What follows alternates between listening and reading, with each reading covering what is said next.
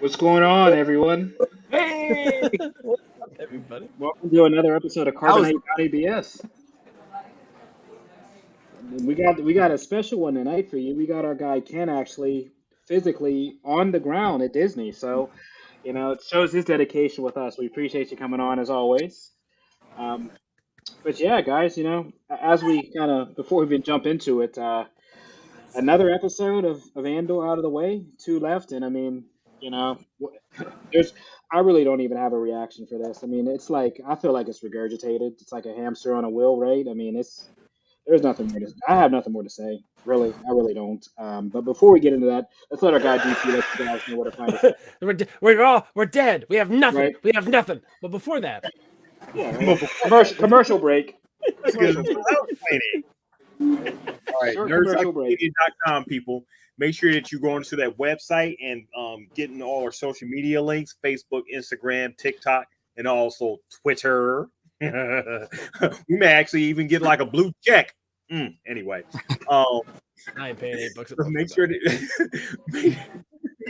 make sure that you are hitting us up on the podcast and listening to us on iHeartRadio, TuneIn, Spotify, Apple Podcasts, Google Play, Stitcher, anywhere that you listen to your favorite podcast, we are there. If you're watching us right now on YouTube, thank you. Make sure that you're hitting that subscribe button and also hitting that notification button. So anytime that we're on, you know that we're on. We are on Facebook at Carbonite Bounty BS, a Star Wars group. If you're watching us on there, thank you for that as well. Share the post, listen, share it with your friends and everything. Leave us some comments and stuff. We love talking about different things on there, and also make sure that you leave us some feedback. Nerds at nerdcyclopedia.com. We love getting your feedbacks and getting a chance to like get in that intake and also give it right back to you. Right. Perfect. Oh, hey. Boom. Shameless. Boy, Hold on a second here. Hold on a second Shameless here. plug. Hold on a second here. I mean, we got to make sure we clear the floor for our friend. There we go. Yeah, pitch seat it. the floor to your boy. Seat the floor to your boy. I was just on talking earlier on my channel, Dog Pound Brown, about what is a Kickstarter. That is what this is right here. My Kickstarter, the Theme of Thieves issue 3 Kickstarter. So make sure you're going to Kickstarter and also onto my website if you want to know where to get the link. I'm on issue 3 right now. So if you didn't get your, if you're looking at that and seeing like, okay, it's issue 3, can I still get the first 2? I still have the first issues available. You can actually get a catch up tier to get all 3, so you can get the full context of the story. Your boy's out here hustling people, right? So make sure that you're doing that. Why would somebody not have the first two? I mean, it's a chance that you may be introduced to like this whole thing. Basically, may not even actually heard of me or seen me browsing on Kickstarter, seeing like the comics and stuff. Why would they not have the first 2? Who hasn't heard of you? Who hasn't even? Come on now. Make sure that you guys catch up. I got all 3 available for you guys. Good stuff. Good stuff. And yeah, guys, as we get started here, like I said, I mean, I'm not even gonna waste you guys' breath. It's really like there's nothing to say. I mean, I've never.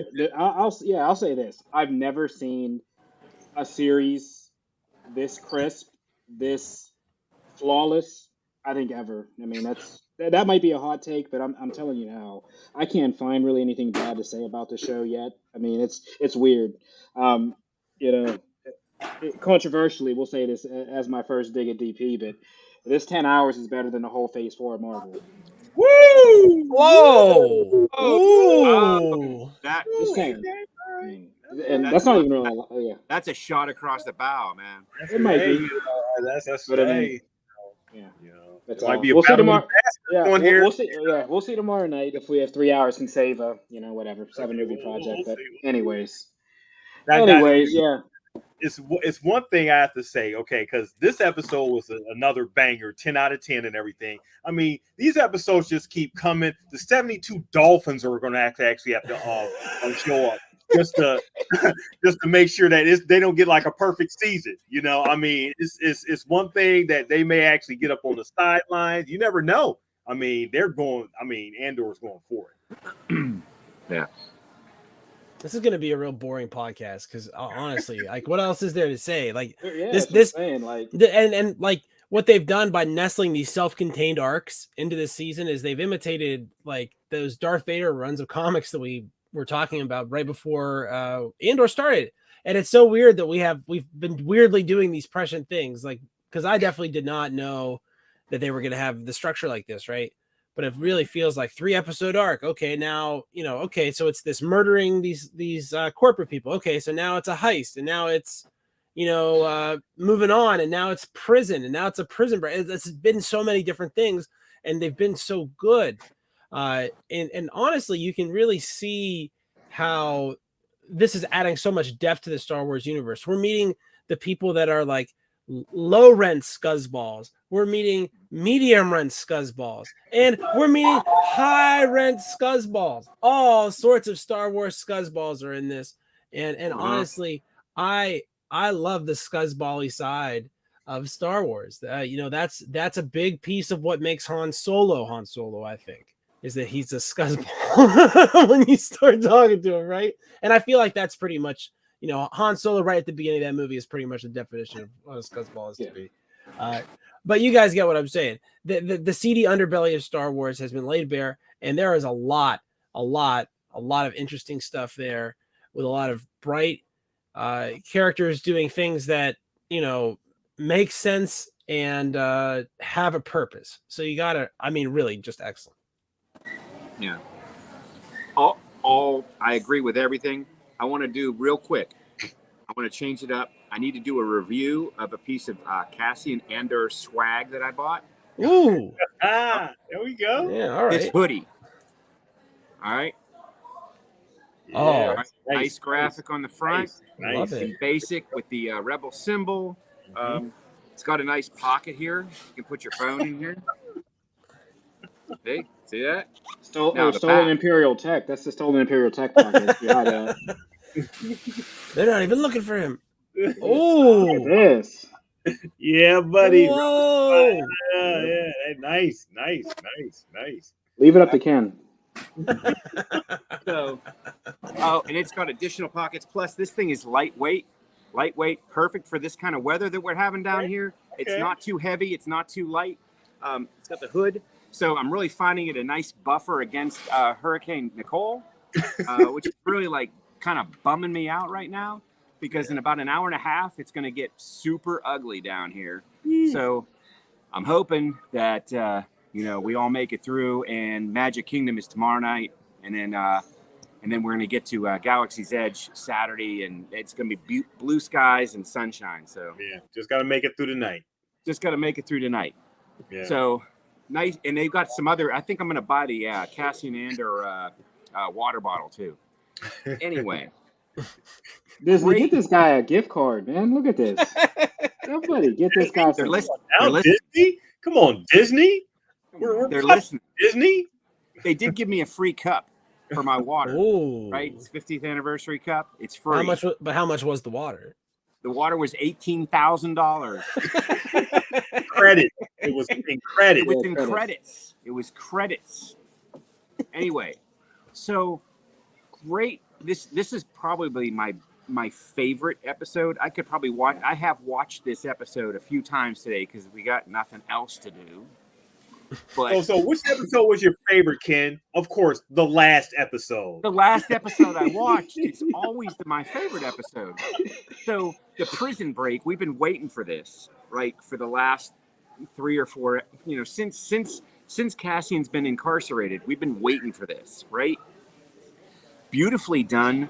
I mean, we saw the excellent planning. We saw they knew exactly what levers to pull. They knew what weaknesses there were. And I mean, Kino's epic moment, the speech he gave over the microphone as the announcer, right? As the voice of God, telling these 5,000 whatever plus prisoners that you're never getting out. The Empire is going to kill you. So you might as well consider yourself dead and fight. I mean, it was legit like the best on a lot of fronts. I also liked how, and I've said this before, this level of the Empire they have no loyalty. The Imperials will cow down and hide at any moment that they have a chance. All those Imperial guards with their zap sticks were just hiding. They wanted nothing to do with this. They're like, okay, we lost, and there's no loyalty. There's no like, well, we pledge our lives to Vader. We pledge our lives to Palpatine. There's none of that. Like they will just run and hide any moment they have. So I mean, they're cowards at the end of the day.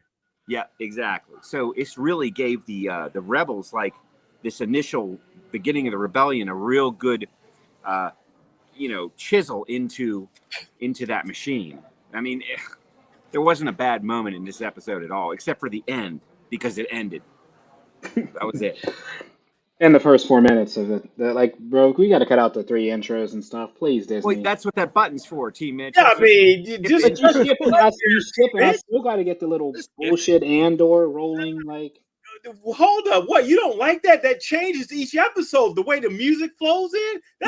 It does change a little bit, but I skipped that. Yeah, so you can. I'm the same way. I skip right to the action, guys. That sets me up. That patience. gets me motivated. I love that theme. I think memes great. I like the whole. I like the way they recap everything. I mean, honestly, this has been the type of thing we were promised. Like if I had anything to say about this, it's not just jubilant, adoration, which I guess would be a fair thing to say I was saying about this because it's really, really good. But it would be that this is what I was hoping Disney was going to do, right? What did I say? I was looking for something with variety, and like I said, we are talking about mini arcs nestled within an overall season. So we're getting a lot of different types of shows, and it's not just that what's happening with Cassian Andor is different. We have a lot of different point of view characters all of a sudden with more flavors. I mean, we're seeing so much about like the culture of the Republic, right?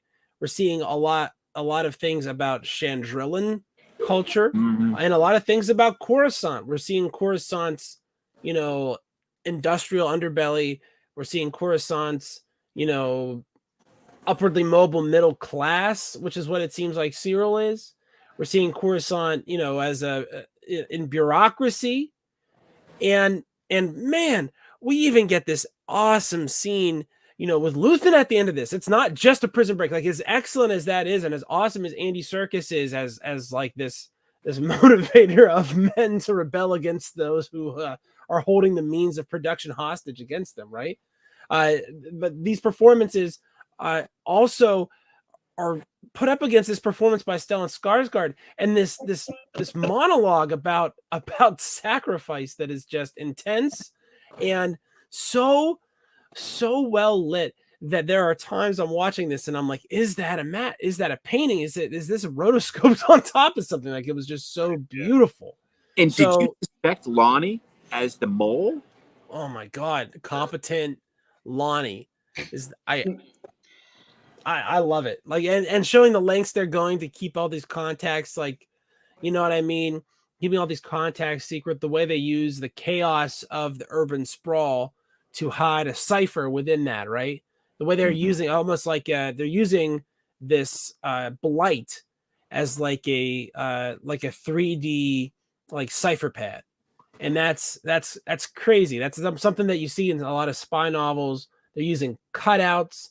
They're using, all these tactics that are employed in, one hopes in espionage in real life, but in Ian Fleming novels anyway, which is as close as I'm getting to any of that crap, right? I'm staying away from that stuff. But you know what I'm saying? Like we're getting all these different flavors. We even are like, how CBS has the FBI universe and like how NBC has like the Chicago universe. Right. I feel like we're almost getting like that within Andor because we're getting to watch the Imperial FBI hunt down these criminals. It's almost like an episode of Law and Order Criminal Intent. Yeah, because they're looking at it from the other side. They think they've got the security aspect figured out, and they know how they're being. I don't know. They look like how they're being picked apart, but they don't. That's why Lutheran says she's wasting her time. Yeah. Because so there's something else. There's some other hole that we're about to be introduced to. I think that's what he's alluding to. She's running after these stolen pieces of Imperial tech. That's not really what this is about. There's something else. It's all the money. It's the money, and Mon Mothma is in charge of the money. I think that's where we're going to see the biggest bang for the buck. Yeah, all that's going to have to culminate, for these last 2 episodes. I'm assuming these last 2 episodes are going to be like a 2-parter and everything, just complete that arc. I want to touch back on something that you was talking about, Ken, about the Imperials being cowards. So Cassian, such a great, he's such a great character because of his what do you want to call those? He's from the streets. He's a survivor. He's of a person and everything. He could tell right off if we got more men than these guards, than these our captors and everything. If we could find some way to make a mess, then they have no choice but to cower to us from the way that the position it is. All they have is weapons. They use these weapons. They don't use their fists or whatever to kowtow, to make them like afraid and everything. They use the weapons, the sticks, the various other things that they have in order to keep the prisoners in line and everything. But the prisoners have numbers. Cassian recognizes, he sees all the weakness, he wants to know exactly what's going on. And Andy Serkis, I mean, if this guy doesn't get an Emmy, get nominated for an Emmy, I mean, his introduction from the seventh episode all the way up to the right now, in a matter of 3 episodes, this guy has made me care so much about him. When the end came and he told Cassian, I can't swim. I cannot swim. I mean, I'm like, oh. The simplest thing. I mean, I get, right? Swim. Man, you guys done all that work to get out of here, and I'm rooting for you. I want you to go out with Cassian, but you can't swim. So that means when you jump, when they got out and looked to see, okay, well, we don't really have any other place to go. But water out there. It's like, okay, well, all right, so they got to jump in the water. But, he said the line, and the way he said the line and everything just made you it sort of just broke your heart and stuff. I mean, man, the dynamic between Cassian and Kino Loy's character, all these 3 episodes have been dynamic. It's been like a masterpiece of writing and everything. 10 out of 10. The Gilroy boys, I mean, they're just coming at it with everything that they came like with this episode. The intensity, the music, the way the music heightens and stuff, as things start escalating. I think the reason why we're so enthusiastic with these episodes, because we know how it ends with no Rogue One, but we're seeing everything slowly detailing, escalating. We're seeing escalation, whereas if we were in like another like a TV show or whatever, we wouldn't really know how it ends, and this wouldn't feel as like, I don't think this will feel as like flowy and everything. But since we know where this leads eventually, we're seeing escalation, and we're seeing Andor just grow as like a character. Man, this is a masterpiece. Yeah. And I love the scene with the 2 of them in that elevator, and Kino's like, so they know the Empire killed all those men, right? He called that power. Cassian called that panic, right? Yeah. So they were definitely balancing each other. So they were a great team. They were a great duo. Like, if you're going to motivate a group, like if you're going to motivate a team, you got to have leaders that sort of bounce off each other. And I think they were the best culmination of that. Does anyone remember, because it was a key thing that made Kino Loy turn, because when he said power, he was like, okay, he was sort of admiring, the Empire's thing, but it was a key thing. If you can remember, Scott, T. Mitch, Ken, it was something that Andor said to him that made him flip, and he repeated it back later in the episode. I forgot the exact wording and everything, but it was a key phrase that Andor said to him. It was when he answered how many guards there were. 12, no more than 12 per level, right? No, it was something else. It was he. If I'm going to die, I'm going to die my way, not because Right. they're gonna kill me. Not As far because as I'm concerned, I'm already dead. I'm already dead. Yeah, I'm already dead. Yeah, and I'm not going to give back to them something to that effect, or what they gave back. I'm to not me. gonna do it for them. You know, I'm gonna go out my way, right? Yeah. Yep, exactly. I'm gonna go out the way. I'm gonna go out the way I want, not doing something for them. Exactly. Doing something for them. That back when he said that that scene in the when he was talking on like the The microphone. control room, yeah. In the control room, yeah. Yeah, that was such a great callback. Yeah. Yeah. I love me a good detention console too. The Yeah. attention to detail to get the microphone placed right, to have it be exactly like it was in the detention facility on the Death Star, which one would imagine is very similar to this facility. They were built the same way, designed the same way too. The whole thing was Easy to stop, crappy. Yeah. Crappy by the lowest bidder. You can just tell the Emperor saved a bunch of money on this setup. Oh yeah. After the 70s, he just never everything, and nothing got remodeled after the 70s and everything. So it's all the 70s type, all the same crap, all the same stuff. I guess they didn't have IKEA in space. What do these guards that are cowering from the prisoners think is going to happen to them when the Emperor finds out that they were so incompetent that their whole prison got shut down, when they could literally like melt alive any prisoner they want, whatever they want? These guys are so a water incompetent. main break. You know, I said it like, they're, it's different for us because there's no way someone's going to be like, well, Pennsylvania may feel, I fear Lord Vader may come to seek retribution. You know what I mean? Like, that's not, that could happen to these guys. Like, Darth Vader could be showing up to investigate this stuff. Oh yeah, that's in the comic. Literally. We'll probably read that in the comic and everything. Yeah. He'll be along shortly. He will definitely be along shortly to find out exactly what's going on. And that's when the Empire will start to infuse loyalty into its people, because when we were first introduced to the Empire in A New Hope, they were snapping. Somebody said, do this, they did it. Yeah. And the stormtroopers fought until they died. Yeah. Because there was that loyalty. And I think that's when Vader got involved, because he was able to elicit that loyalty. Because you knew if you didn't do what you were supposed to do, you were done. Yeah, you were done. Yeah. you were out. And he has that flourish for he has that flourish for the theatrical too. So it won't be like regular style. It'll be weird. Everyone will see it. You know what I mean? He's gonna force choke you from across space. Like, man, he's gonna reach his force hand out across the cosmos and just get you. That would, I mean. Well, keep in mind, he was job, wouldn't you? Yeah, he was in the unknown regions. Remember, controlling two different people's mind, but that's for another podcast. But let's.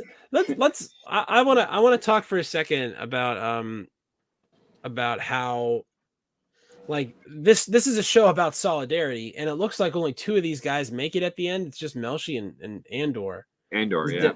Do you think they split up, or do you think that's the only people that made it swimming out of there? I don't think they were the only two that made it, but I think that's our story. Yeah. Right. Okay. Right. It's these guys are going to end up moving, because obviously these guys are going to end up together, right? Because we know, we know things about what happens later. But I was thinking to myself that doesn't bug me, because if you read about anybody's story, right? Like, let's say I'm reading a story about someone in like 1655, right? Like, eventually, if you keep reading that story, you're going to get to the end of that story. Yeah. Like you just like a long enough timeline sort of situation. And that's one of the things about Star Wars being so long ago. Knowing the end of Cassian Andor's story doesn't really impact you so much, right? Because eventually, if you just keep reading, eventually you'll get there, right? Yeah. And maybe that's like the one thing the sequel trilogy did right. And I saw a Reddit post that was something like, man, imagine if Disney had cast Andy Serkis 10 years ago as some stunt, you know what I mean? Some CGI stunt, how awful that would be. And then I'm just sitting here thinking about Snoke.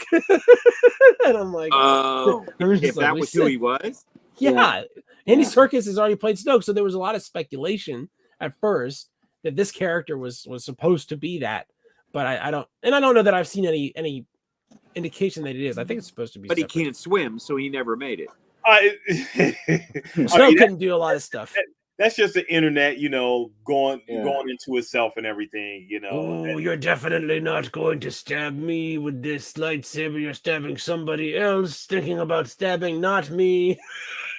Oh, I mean, who had the wherewithal Hey, to cast him in that role? I mean, they could have really cast anyone. Andy Serkis of all people, oh man. I think he's always really good whenever he is being Andy Serkis. I think he's also obviously, his bit is Gollum in the motion capture stuff. I think he was like King Kong as well. Like he's been in a lot of those he's been things. a lot. He's done a lot of Yeah. stuff. So it So was one of that's those like his things. thing. If you're on the Disney payroll, they'll move you around to a lot of different avenues. So you know about that, DP? I mean, he was an Endgame, Come and on, you know about being on the Disney payroll. You do. You know that. stop it. Okay. I But would yeah, love just I would love for the record to be on the Disney payroll. I feel like Me we too. need to make sure as a podcast that we say for the record that should the Walt Disney Corporation decide to pay us money, we would just say yes, right? I'm not here to say no to that. At this point, I feel like there's a balance where I've paid them enough that maybe they should pay a little Maybe bit back. maybe you ought to pony up a little bit here, A Walt. little bit of that back, you and Trenton have represented so much there. Somewhere there's a mouse And loading I'm a here shotgun right now, live, yeah, right. Look how chatting the place up during a storm. And, yeah, look how loyal this guy. Somebody find Bob Chapek or Josh DeMarco. Josh DeMarco is president of Parks. So yeah, find one of these guys, tweet him, and let him know we got a guy in here literally going through a hurricane live streaming about their product. I love it. And they just had the How earnings much they call. love it. Did you see the earnings call on Disney Plus? Even though they said they fluffed the numbers. Jeez, man, yeah, give this guy some money. Yeah, please. That earning calls is crazy. But yeah, just real quick also, and another point about the Luthen stuff. Did anybody catch that whole Gray Jedi kind of, Phil? I mean, the anger, he obviously was a Jedi that, that dark side. I felt that. Like, he's not really a Sith, but he's not a Jedi anymore. So he had that hatred he had. I mean, clearly he was he wouldn't have the Jedi artifacts if he wasn't some sort of Jedi or worked at the Coruscant council building, so the temple. But to the way he talked, I was like, man, this guy has hate in him, but he's not a Sith. So maybe he's one of those kind of, I guess, gray Jedis, kind of like we'll see, or gray, I guess gray Jedi.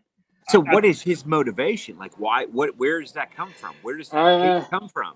Well, he survived. I mean, the slaughtering of the Jedi Council, right? And then they falling out. I mean, and then look at it. Look, we found the payoff, right? We found out how flawed they were. Qui-Gon was the one telling him, like, "Hey, you can't be this way." Mace Windu, you can't be so strict.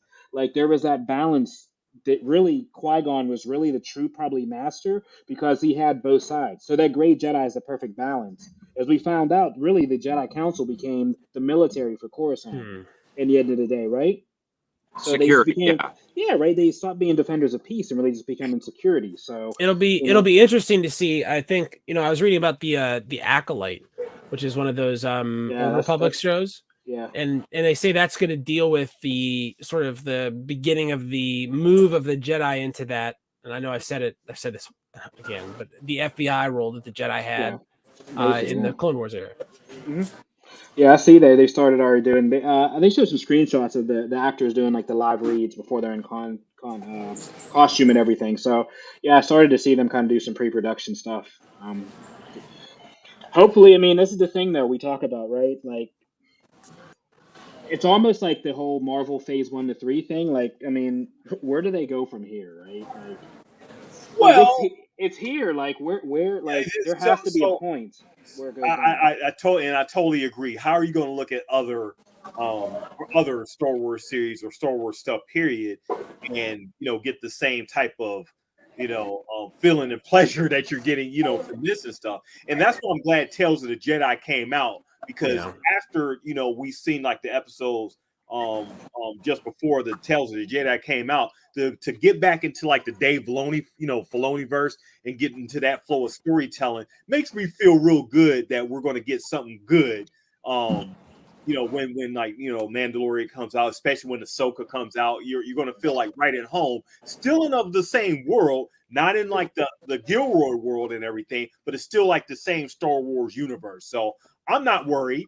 I know it's a hype. I'm just concerned about things they may want to do movie wise. They may want to think about giving the Gilroy some sort of autonomy as far as like some movie direction stuff, for future things that they may actually want to tell. Because obviously they know how to tell like, stories within like a series. I had no idea. I thought it was just straight Born Identity stuff that he was good for. And he's done some other good stuff and everything, but I haven't really delved into his stuff until like the Andor. I mean, this guy is like, whew. And that's a great point, because a lot of this series so far has been very non-special effect, non-epic. There haven't been these huge space battles, No things we talk explosions, none about. of that stuff. Yeah. No lightsabers, and actually this last episode with the prison break was the first time we saw like blaster fire. We see actual like carnage, death, human death. Things that you would like emotionally react to as you're watching it. A lot of it has been storytelling, which is novel. Yeah, that's a really great thing, which I think harkens back to what Lucas did. Just tell a story. Tell a story. Make it connect. Make there a beginning where you introduce characters, a middle where you've got conflict. You have separation from various entities in the story, and then you bring it back in the end and make a story. Like you do, DP, with your Theme of Thieves. You have these great issues that you kind of resolve over the course of the story. So storytelling, it was nice that Lucas invented special effects, because as far as I'm concerned, I mean, before then it was like, but after Star Wars, if you were gonna have something happen, if you wanted a spaceship to fly through space, you would really step it up, because George really brought it to the table. But that's what this series kind of gets back to: storytelling, not relying on special effects and all that sort of CGI stuff. And Steel City obviously doesn't agree with me, because it took. I'm just angry that you're not. That you're ignorant of 2001: A Space Odyssey is the only thing I'm angry about. Because I feel like if you want to talk about the spaceship choreography and classical music, and of course Stanley Kubrick being a way better shot framer than anyone that's ever lived. We're talking about plastic models that they literally like just moved through some, space. I mean, there really wasn't anything going on there. But yeah, like great movie. Sounds like a nerd court to me. You know what? Bring it. The nerd court is just me bringing like explaining to him there were special effects before 1977. It might be really boring. Your Honor, yes, this is the movie Metropolis. Fritz Lang. It came out in 1933. Your Honor, may the record stipulate that 1933 is before 1977. The end. But the level of special effect, I'm talking about like sophistication and making it look real. I will say, if you look at Metropolis and The Day the Earth Stood Still, A Creature from the Black Lagoon, I mean, you're talking about rubber masks here, and yet you say this a week after Halloween, a time when we're all reminded every year that a rubber mask can be terrifying. And let me tell you, I got a rubber mask that'll scare the shit out of you. Hey, watch out for that mouse behind you, buddy. Someone's gonna tap you on the shoulder, and you're gonna be in naughty boy land. Yep. You're gonna be on the island of naughty boys. They'll be feeding you cigars. Turn into a donkey. It'll be terrible.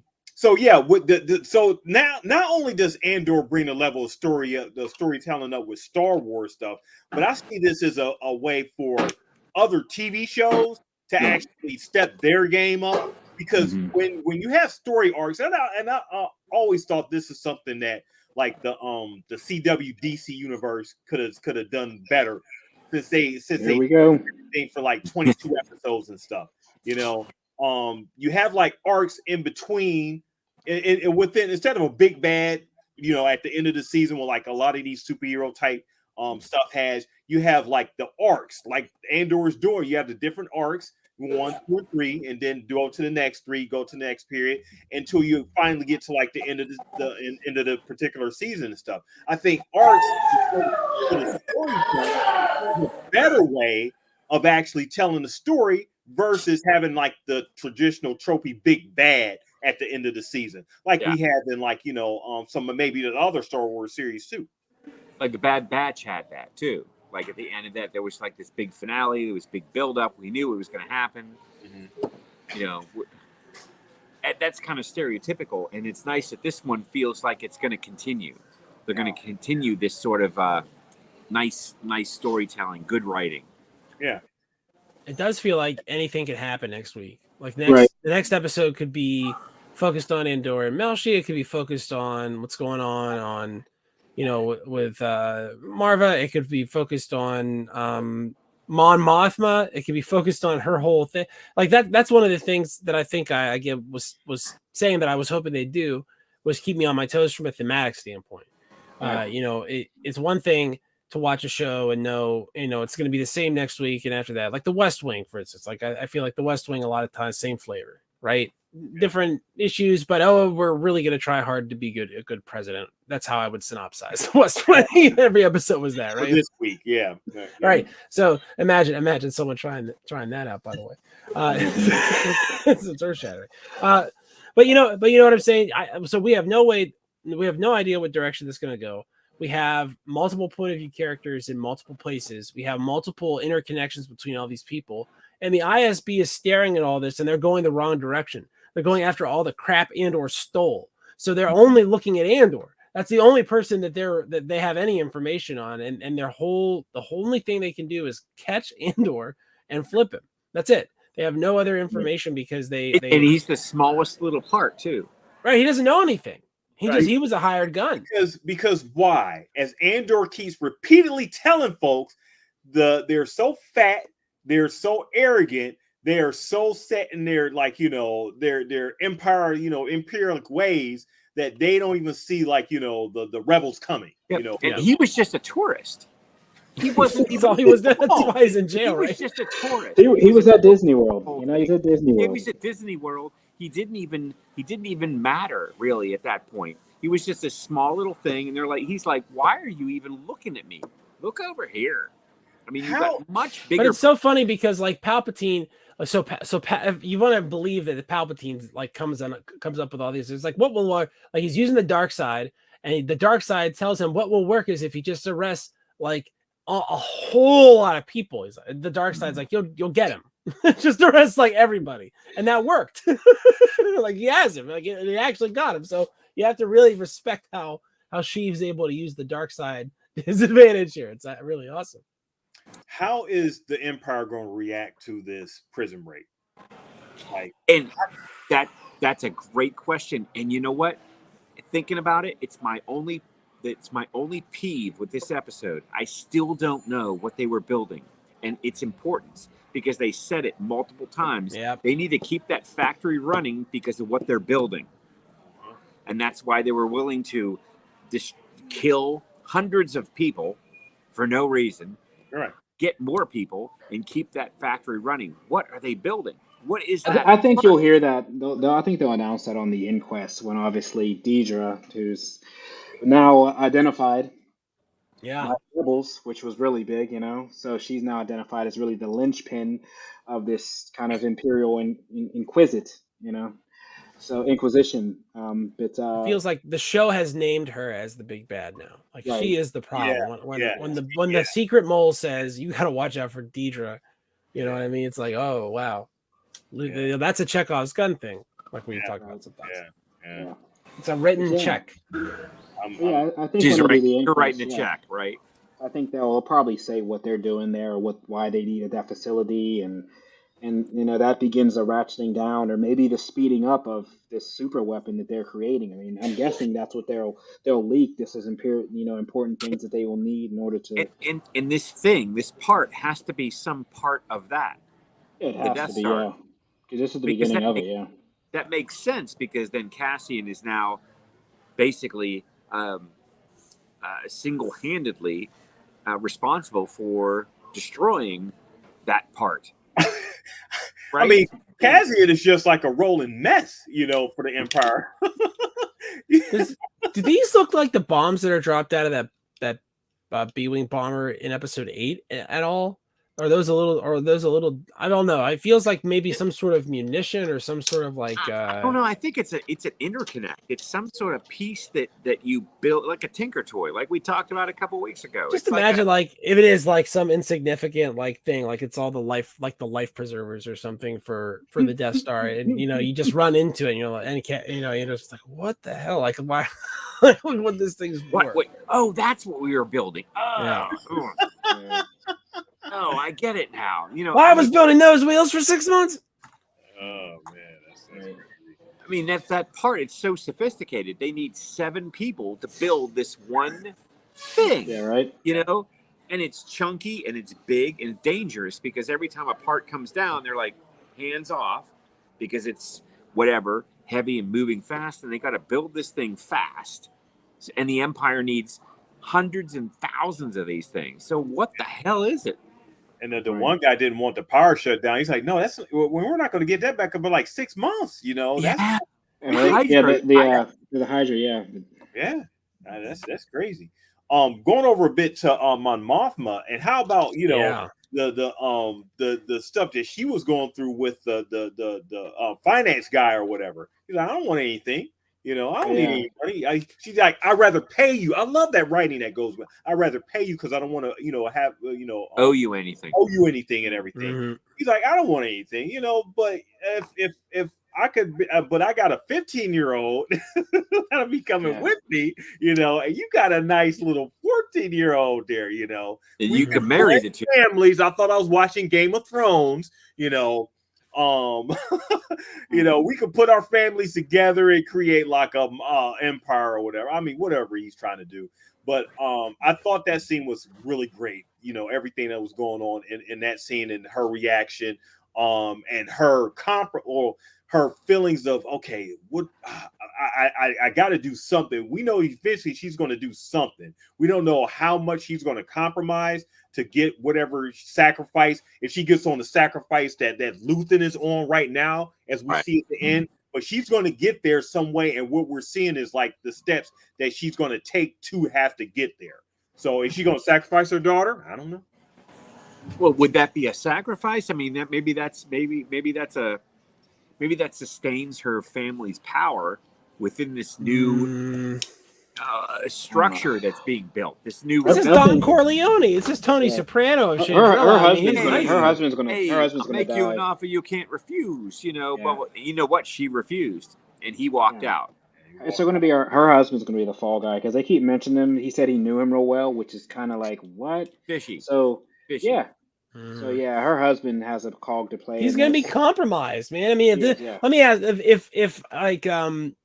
if my wife was going to get some top secret clearance, right? Because she got a job working for the CIA, and they checked our background, and I owed like a whole bunch of money in gambling debt, they would say no, right? They'd say no, you can't do that because somebody who's financially compromised it's easy to manipulate them into doing things they don't want to do, like spying for the Emperor.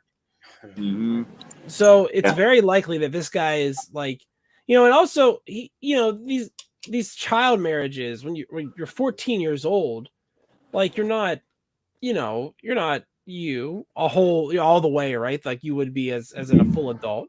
Like you don't have the capacity to understand risk, and you don't have the capacity to understand, a lot of stuff. And this society, and it seems like this is it almost seems like this is one of those like upper 1% of the 1% of the 1% of the 1% things. Like almost like how on Game of Thrones, when the Lannisters were doing all the weird incest, it was really, really, really, really, really, really gross. But the Targaryens are magic. So it's a little bit, it's almost like, different. So, I know that's a weird thing to say, but whatever. Like you have to at least, if you're going to watch the House of the Dragon, you just sort of get past that that's something that's going to happen. That it's going to be weird. There's going to be some weird stuff. And by the way, they ride dragons. Like that's Yeah. that's what that show's like. And they ride them well. By the way, have you ever seen a dragon do this? And there's incest. Have you seen a dragon do that? And there's incest. Like that's Sex with uncle, sex with oh man. Ugh. Mm, Shut it down. Shut it. No. mm. But you know, Star Wars. The idea that this is being practiced by this society is weird. It's really out of place in sort of like a progressive, Yeah. you know, sort of like dying liberal topia is kind of the way that the Republic is sort of portrayed sometimes, right? But it makes sense, though. I mean, it makes sense within the world. So it has to be detailed out. I mean, Lucas probably never got into like the nooks and crannies of what he was dealing with. But God bless, you know, the Gilroys. Okay, this is how. I wonder how this would work out. Because now this stuff we're seeing it through the eyes of we're seeing things happening right now that relate directly to these stories. Mm-hmm. I mean, we are seeing reality happen that looks a lot like these adventures and stories that George thought up. Yeah, I mean, a lot more complicated than what he was looking at in the 70s. I mean, we're seeing these things happen in real time every day in you know, online. Mm-hmm. We're not looking at newspapers anymore because what the heck is a newspaper, right? But we're seeing things happen and play out, and we're seeing these controversies, these political, you know, turns, and you know, we're just the minions that sort of follow along with the whole thing. We don't have any like real say in it, right? But these stories are moving us in a direction where we see maybe we do have a chance. Maybe if we start to evolve ourselves and get involved, maybe we can make a change. And here are these prisoners that we don't know. I mean, Melishi might have been a murderer. Yeah. Might have deserved to be in prison, but now he's a hero. Right. That one dude was really good with the blaster. That one guy, the first guy that jumped off. Yeah, that guy he was spot on. That guy had some other stuff going on. Right. No, he had some other problems, but we're now rooting for these what could be criminals. I mean, we don't necessarily know why they're in prison, right? So now we're looking at them like these guys are heroes. They're speaking out against the Empire. They've now, you know, basically won, and they're all free. And they, you know, I don't know. It's there's a lot of great stuff in this whole storyline that I really love.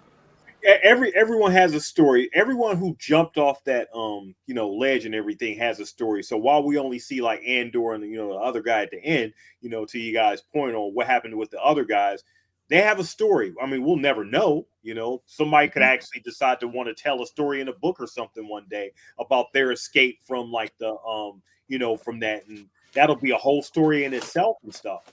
I mean, that's the great thing about this universe. You could go so many directions and tell so many stories, and not have to touch Darth Vader, you know, Palpatine, and even go to like Skywalker or anything like that. You can stay right with Cassian Andor. Cassian Andor is the only person to hang an L on the Empire that we know about until Luke Skywalker. And he's done at least 3 huge L's that I mean that we know changed public perception and judicial policy in a galactic empire of tens of thousands of star systems. So this character, who is hardly even known, is an extremely important person in the history of the galaxy, and watching them become that from just some guy, right, who's looking for his sister, is really, really interesting. And you know what? I'm going to say it. This series is now, in my opinion, the diametric opposite of a Phantom Menace. It doesn't have a bunch of useless aliens in it that nobody likes. Jar Jar Binks, for instance. The comic relief actually works and is something that everybody can relate to, meaning a mother who's disappointed in their kid. We've all been there. I don't have to get into a lot of detail, but we've all been there before. Once or twice. We have, you know, interesting politics. We have the Senate being integral to the plot and how the Senate operates being integral to the plot. We just had an interesting conversation about money, of all things, and about a political alliance marriage, and it was good. And it was good. Yeah. We have, instead of droids building droids, we have humans building droids. We have, it's just the opposite of the scale completely. Right. Instead of all Jedi stuff, right? Oh, only all that's important is midi-chlorians and whatever. None. So, Right? so None. Yeah, completely zero. to your point about the L's, and you're a student of history, Hitch. Wow. Well, this guy, I've been told that before, but never an expert. Student, yes. Let's not inflate his head anymore. It's almost filling out You're that someone who's screen been- right there and everything. DP's like, you're somebody who's been made to sit in a classroom before, and Ken's like, let's not get his head too inflated. Let's not recognize that right now, The because state has made you learn something. Will Andor be in the history books of, like, when they teach the Star Wars kids or whatever, like the in the different planet stuff? Will we see Andor's name in the book? I don't know, and this is one of those interesting things because I don't think so. Is he like almost like the unknown soldier of the Yeah, rebellion? Yeah, he's like the it's Yeah. basically, he's like, this is like Mission Impossible, you're saying. He's 007, right? That they don't Yeah. know of. So he's that myth, that legend that nobody knew the name of. I was talking about the Dirty Dozen a lot when we were looking at the heist and building a team and all that other stuff, and it feels like that's sort of the end, right? Because the Dirty Dozen has a low survival probability. I think like 2 or 3 of them make it back, because there's a Dirty Dozen too. It's not as good, but this is a long stakes, high end operation, and Andor has been involved in all these things, and it's almost like nobody's aware. Like there would be nobody that could possibly be aware that he is. So, but you figure, like, if you think about the real famous commando raids from World War II, or the stuff like the 101st Airborne was doing, like that's a finite pool of people. And there's probably a really high attrition rate for them. So there's probably a lot of people who are involved in things that we would know by name, exfiltrations of people like Chuck Yeager or people like that, even that we would know who they are, right? We would remember who they are and be able to point at them in the history book. But there's probably cadre after cadre after cadre of these people who would die in like 1944 or 1945 and at the end of World War II. And then who's to tell us their stories? Right. So does that mean that nobody survived? So if you remember the end of Rogue One, that nobody survived that was involved in that escapade. Right. And so does anybody survive from the prison heist? Yeah. Maybe not. So I mean, at least one. We know it's at least one, though, right? So it's not a zero tunnel. That's the thing. That's the thing about having Andor in these scenes. There's a chance all these guys could make it, because there's a chance that a shuttle could show up and be like, "Oh, what's all this? Everybody get on this shuttle. Let's get out of here. Oh, this is really unjust," and that could be the end of it, and it could still cycle back to something else, which is just because it's extremely well written. Anything could happen next, and we're still kind of on the edge of our seat, because while we know that eventually, Cassian ends up trying to grab this piece of information from this pilot, right? That's where we know it picks up. Anything can happen in the couple of years, like 3, 4, 5 years in between. That's a long time, especially in ongoing, the ongoing conflict. I mean, look, the whole invasion of Ukraine to now is like 9 months. That's it. And think about the amount of things that have happened in that place in that amount of time. We're talking about, again, somebody who is going to be on the knife's edge, essentially, for everything. And that's going to be that's almost like a Captain America, Steve Rogers-esque, resume that this guy's going to have at the end of all this. Right. Yeah. And unfortunately, I mean, the world's not really going to know it. He's going to be, like he said, like that unknown soldier, that sacrificial lamb that goes through all the crucial stuff, but somebody else is going to get all like the because nobody survived with him. Because nobody survived. Yeah. Like, Nobody survived. Everyone was wiped out, so no one really carries on the story. It's like if he had to parachute into Normandy right before D-Day and blow up some huge, gun emplacement personally at the end of that. Right. And then D-Day would go off without a hitch, but this person who was for the beginning part of the conflict one of those. Let's pretend it's just Captain America for no reason other than it's easy to just say Captain America. So Captain America blows himself up on June 5th, 1944. Right, that's a very different story than if Captain America makes it. And I think that the idea of this like doomed, forlorn hope is like the idea. That's what they call the point of like an attack. The very first, it's like forlorn hope. They just assume you're going to die. That's a common theme in literature across the ages. Everything from the Charge of the Light Brigade is a big one of these. To the tales of Alexander the Great, because guess where Alexander the Great put himself, because he's the martial genius of our species. Yeah. So. This I mean, I don't know what else to say. This has been a really awesome episode, man. I don't know, like I want to gush more about it, and then I'm like, we're not talking about Genevieve O'Reilly conveying every Right. inch of her face conveying a different emotion as we watch. I mean, he's crushing implications it. wash across her. Crushing it. She had a lot to deal with. To deal with. My Mothma, one of my favorite characters now in Star Wars. She is. Yeah, for sure. But I mean, yeah, guys, another episode, and like I said, I didn't really have much to say because I'm out of words at this point. I'm just like, I'm jonesing for more. I mean, this has been great. Like I said, I don't know. I mean, I'm out to get the champagne out or something here. Get the champagne on ice for the next stream. Listen, Atlanta Falcons. You can't just do that. It's 38-3. You know what I mean? You can't just trot out. Yeah, we It's saw 35-3. You can't just trot out the champagne yet. You got to make it to the finish line. Yeah, don't jinx the thing there and everything. What a collapse, right? What a collapse. One thing I want to say real quick is if they wanted to release these like this content in 3-episode chunks, like they released the first one, and then later on put the next one out, I think that would really work. That would work. Yes. If they then said something like, hey, every 2 months, like on the odd number months or whatever, the even number months, there's going to be a Star Wars series that's going to come out, and you're not telling you which one it is. So you can get like an Andor, and then like a Tales of the Jedi. You know what I mean? Get a little variety in there instead of grinding these podcasters into dust. Well, also I like what they did with the Marvel starting to do that with that special feature. I'm hoping they do. I mean, I know we want the Star Wars. Well, I don't know about me right now, because we'll do this on another podcast because I know Ken has to get going pretty soon because of the weather down there. But there's been leaks and a lot of stuff coming out. Basically, Disney has been talking to Kathleen Kennedy and everybody, and they basically admitted the sequel trilogy was like a shit show, right? So that stuff's starting to leak out on the internet. We all knew it, but they're starting to go public with it.